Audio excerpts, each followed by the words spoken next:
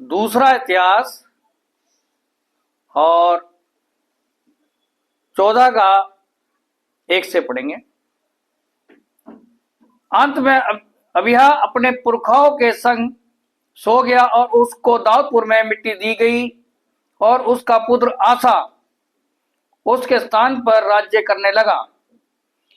इसके दिनों में 10 वर्ष तक देश में चैन रहा। आसा ने वही किया जो उसके परमेश्वर यहोवा की दृष्टि में अच्छा और ठीक था। हालेलुया। यानी आसा जब राज्य करने लगा उसके पिता की मृत्यु होने के बाद, उसने वो किया जो परमेश्वर के दृष्टि में ठीक था। और हम इसी का 14 का 4 देखेंगे। और यहूदियों को आज्ञा दी अपने पूर्वजों के परमेश्वर यहोवा की खोज करे और व्यवस्था और आज्ञा को माने। हालेलुया। आसा ने यहूदी यानी अपने प्रजा यहूदियों को आज्ञा दी कि क्या अपने पूर्वजों के परमेश्वर यहोवा की खोज करे और व्यवस्था और आज्ञा को माने। हालेलुया। इस राजा ने वो कार्य किया जो परमेश्वर की दृष्टि में ठीक था और वही आज्ञा उसने अपनी प्रजा को दी। हालेलुया। और इसके समय में, राजा के समय में क्या चैन अमन सब रहा 10 साल तक। कितने साल तक? आइए 14 का 9 देखेंगे हम। उनके विरुद्ध 10 लाख पुरुषों की सेना और 300 रथ लिए हुए जहर नामक एक कुशी निकला और मारेसा तक आ गया। तब आसा उसका सामना करने को चला और मारेसा के निकट सपात नामक तराई में युद्ध की पंक्ति बांधी गई। तब आसा ने अपने परमेश्वर यहोवा की यूं दुआई दी, हे यहोवा, जैसे तू सामर्थी के सहायता कर सकता है, वैसे ही शक्तिहीन की भी हमारे परमेश्वर यहोवा हमारी सहायता कर, क्योंकि हमारा भरोसा तुझी पर है और तेरे नाम का भरोसा करके हम इस भीड़ के विरुद्ध आए हैं। हालेलुया। यहां पे आसा परमेश्वर की दुआई दे रहा है कि जैसे तू बलवान की सहायता करता है, ऐसी शक्तिहीन की भी तू सहायता करता है और तू हमारी क्या कर, सहायता कर। वो प्रार्थना कर रहा है किसके? परमेश्वर से। और हमारा भरोसा तुझ पे है और विश्वास करके हम इस भीड़ के साथ क्या युद्ध करने आए हैं। हालेलुया। तू हमारा परमेश्वर है, मनुष्य तुझ पर प्रबल ना होने पाएगा। क्या कह रहा है यहां पे? तू हमारा क्या है? परमेश्वर है और मनुष्य तुझ पर परमेश्वर से मनुष्य कोई लड़ सकता है क्या? हालेलुया।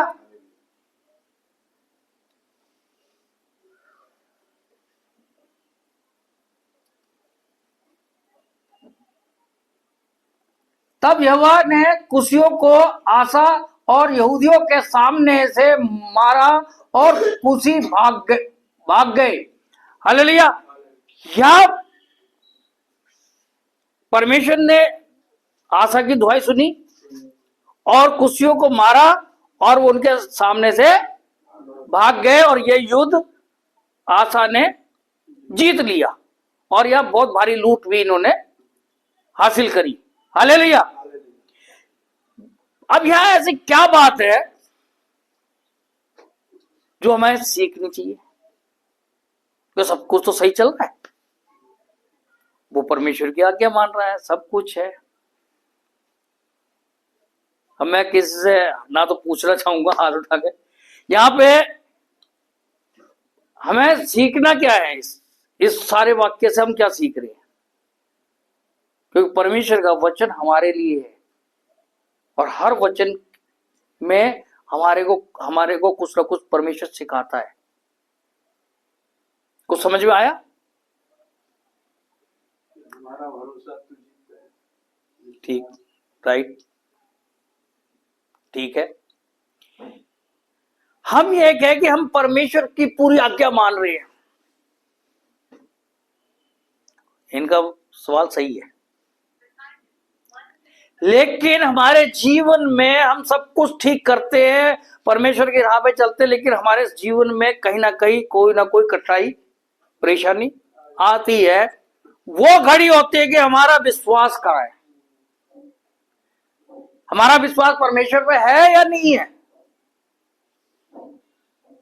ये परमेश्वर की सारी आज्ञा को मान रहा था, इसके राज्य में सब कुछ चैन अमन शांति थी।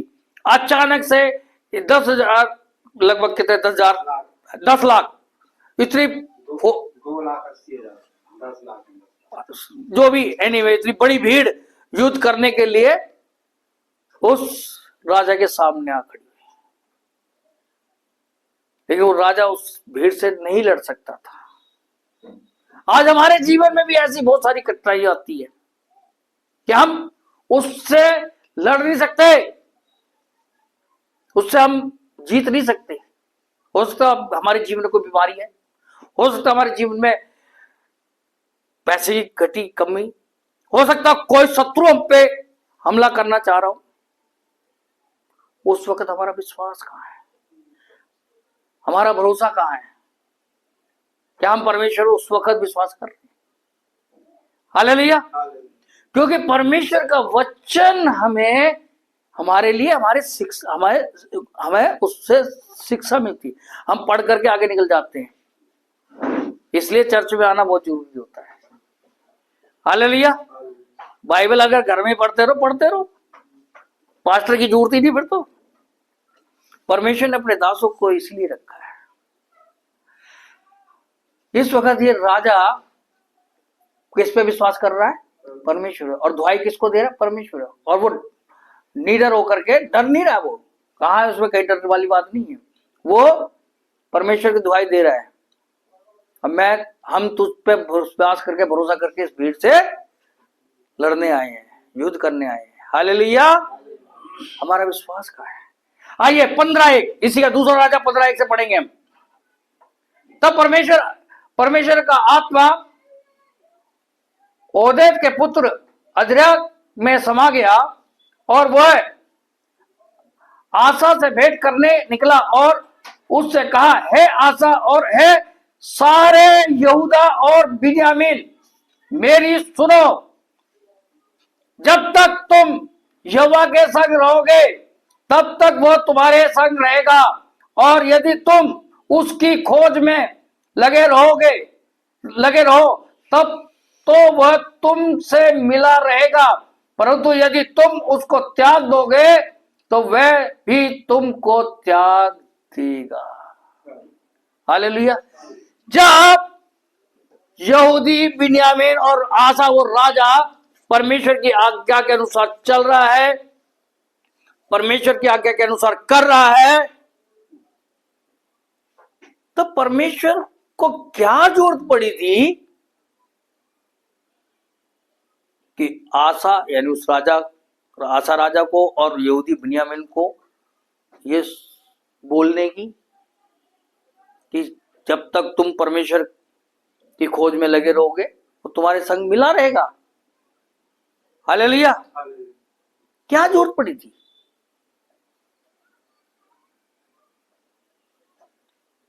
क्या जरूरत पड़ी थी?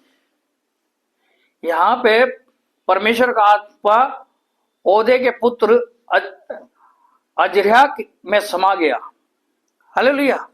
और वो जाकर के आसा से भेंट करने निकलता है और उससे कहा, हे आसा और हे सारे यहूदी बिन्यामीन, मेरी सुनो।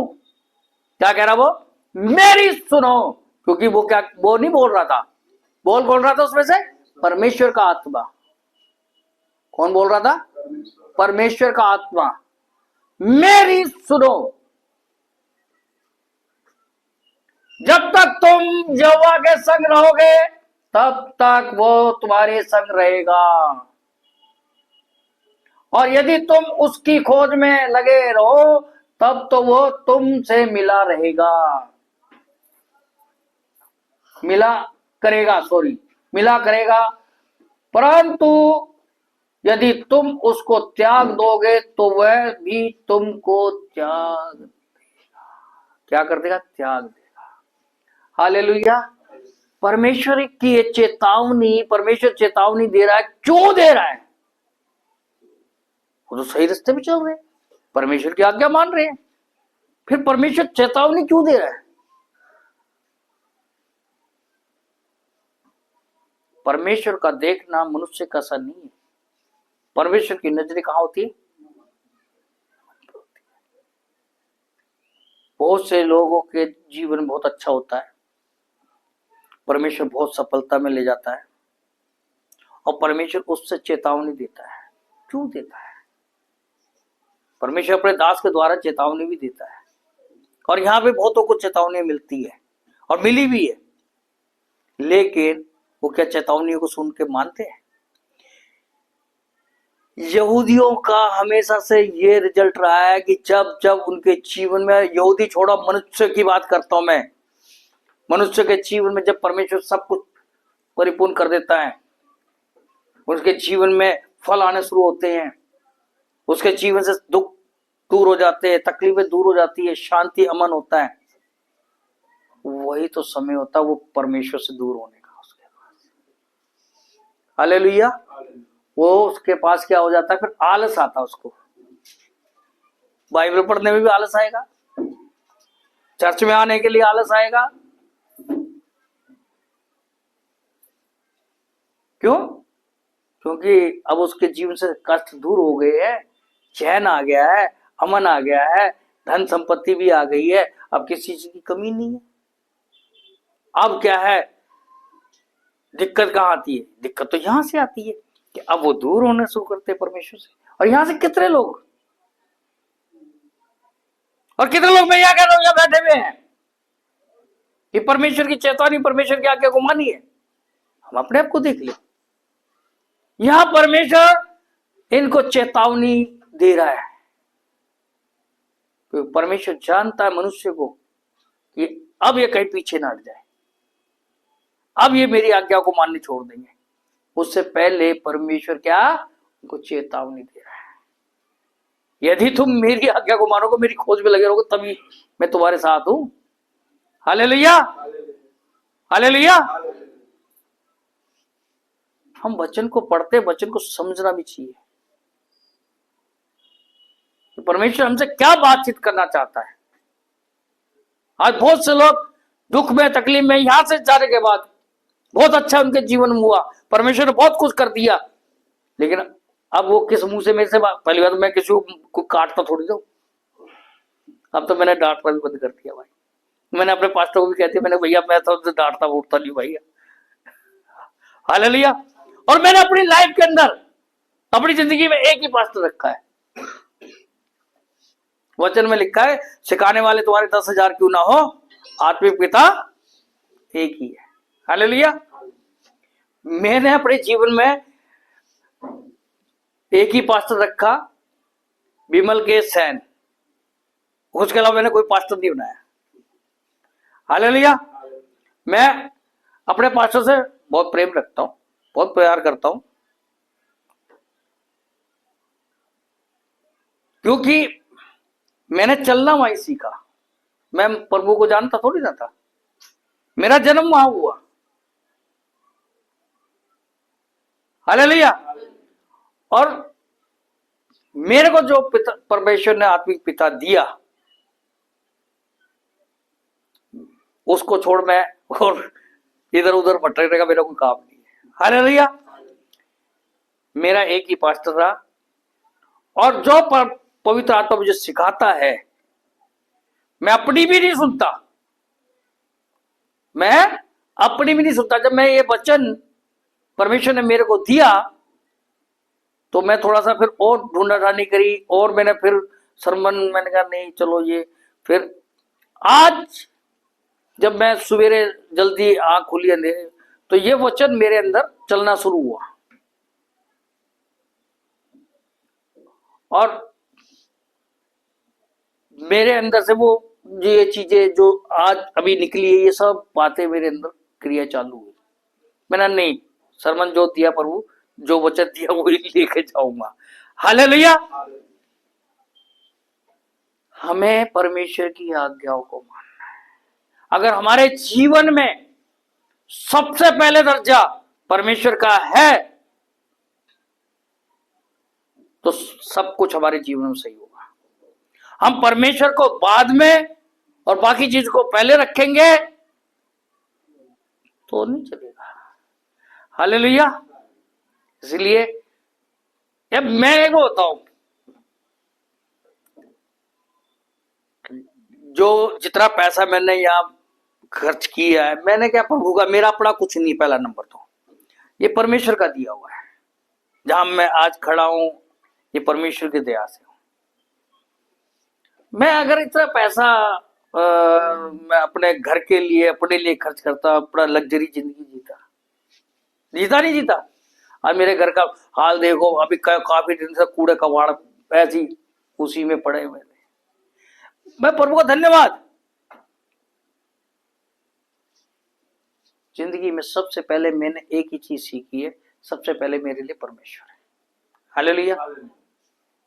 और मैंने परमेश्वर से एक ही चीज मांगी थी, भैया परमेश्वर मुझे चाहे छोटी सी जगह हो, चाहे जितनी जगह दे दी है, 2 शिफ्ट में चला लूंगा, ज्यादा हो गया 3 शिफ्ट भी कर लूंगा, इसलिए तो परमेश्वर मुझे शक्ति देगा। लेकिन इधर उधर किराए विराए पे धक्के नहीं खाऊंगा। मुझे अपनी जगह, और मैं धरना देके बैठ गया परमेश्वर के आगे। 2 साल तक मैंने, लगभग 2 साल तक मैंने कहीं प्रचार नहीं करा, किसी चर्च में नहीं किया, प्रचार ही करना बंद कर दिया। मैं कहा जिसने आना हो घर पे आ जाओ, मैं घर पे अपने बैठ जाता था संडे। इवन मेरी पत्नी भी नहीं बैठते, बच्चे भी नहीं बैठते थे, मैं अपना दुआ प्रार्थना करनी हो कर लो। ये परमेश्वर ने मेरी सुनी, शुद्धि ली, और परमेश्वर ने दिया भी। हालेलुया।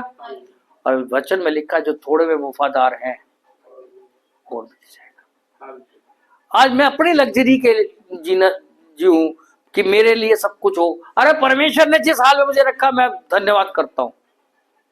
आज मेरे मतलब कि काफी मेरे ख्याल से वो पर्दा पुर्दा डाल के कई 2 साल तो बीत ही गए हमारे को, है।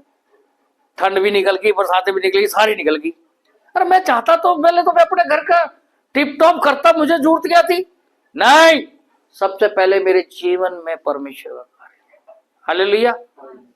परमेश्वर का काम मेरे लिए, मैं प्रभु का धन्यवाद करता हूं। जिस हाल में रखता है बहुत धन्यवाद उसका, उसने जिस हाल में रखा मैं बहुत शुक्रगुजार हूं। तो मैं यही उम्मीद रखूंगा इस कलीसिया से कि अगर हमारे जीवन में सबसे पहला दर्जा हो वो परमेश्वर का होना चाहिए। हालेलुया। आप सबको आशीष दे, प्रभु आपको आशीष दे। जय मसीह की।